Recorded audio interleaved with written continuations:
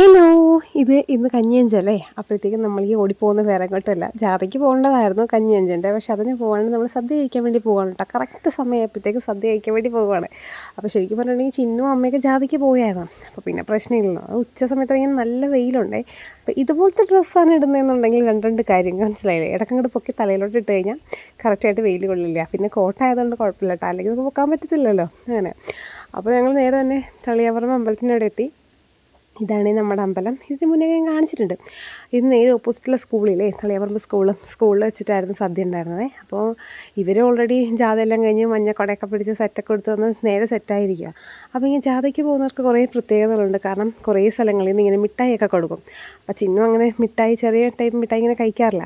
എന്താണ് കഴിക്കാഞ്ഞെന്നറിയില്ല കേട്ടോ. സാധാരണ എല്ലാം കഴിക്കുന്ന ആളാണ്. എന്ത് പറ്റിയെന്നറിയില്ല, എല്ലാം ശേഖരിച്ച് വെച്ചിട്ടുണ്ടായിരുന്നു. കണ്ട പാടെ അങ്ങോട്ട് കമന്ന് വീണു. അപ്പോൾ ഇവർ ഓൾറെഡി 2 പന്തി കഴിഞ്ഞു ഞങ്ങളെ വേണ്ടി വെയിറ്റ് ചെയ്തിരിക്കുമായിരുന്നു കേട്ടോ. പിന്നെ ഞങ്ങൾ വന്നപ്പോഴത്തേക്ക് അത്യാവശ്യം നല്ല തിരക്കൊക്കെ ഉണ്ട്. തിരക്കില്ലായിരിക്കൊന്നുമില്ല, അത്യാവശ്യം നല്ല രീതിക്ക് തിരക്കുണ്ടേ. കോമഡി പീസ് എന്നാന്ന് വെച്ചിട്ടുണ്ടെങ്കിൽ തന്നെ അറിയാം, നമ്മളെല്ലാം കയറിയിരുന്നു. അപ്പോൾ അമ്മ വേറെ സൈഡിലായിരുന്നു, നമ്മുടെ കൂടെ തന്നെ ആയിരുന്നു.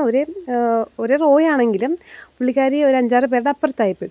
ഈ ചിന്നുവിൻ്റെ ഒറ്റ വേഷം കെട്ട് കാരണം പാവ സജിച്ചേട്ടൻ ആ ചേട്ടനെയും കൂടി ഇൻവോൾവ് ആക്കിയിട്ട് അതേ അമ്മേനെ ഇവിടെ കൊണ്ട് നിർത്താം. അപ്പോൾ അമ്മയ്ക്കും അങ്ങനെ കുറേ വേറെ ആൾക്കാരുടെ കൂടെ ഇരുന്ന് കഴിക്കുന്നതുകൊണ്ട് അമ്മയ്ക്ക് ബുദ്ധിമുട്ടില്ല. എന്നാൽ പോലും ഉണ്ടല്ലോ, നമ്മുടെ കൂടെ ഇരിക്കാനുള്ള ആ ഒരു ഇത് വെച്ചിട്ട് നമ്മൾ അമ്മേനെ അവിടെ നിന്ന് പൊക്കി ഇപ്പുറത്ത് കൊണ്ടുവന്ന് കഴിഞ്ഞപ്പോഴത്തേക്കും ഞങ്ങളുടെ തൊട്ടപ്പുറത്തിരിക്കുന്ന ചേട്ടൻ പറഞ്ഞിട്ട് പോലും അയാളറിയില്ല നീങ്ങാൻ പറ്റത്തില്ല എന്ന് പറയാം.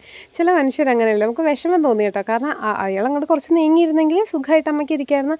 കാരണം അമ്മയുടെ സീറ്റ് ഓൾറെഡി വേക്കൻ്റാണ് അവിടെ. അങ്ങോട്ട് നീങ്ങിയിരുന്നാൽ അതിന് ആരും ഇരിക്കാനും ഇല്ലായിരുന്നു. അയാൾ നീങ്ങില്ല എന്ന് പറയും.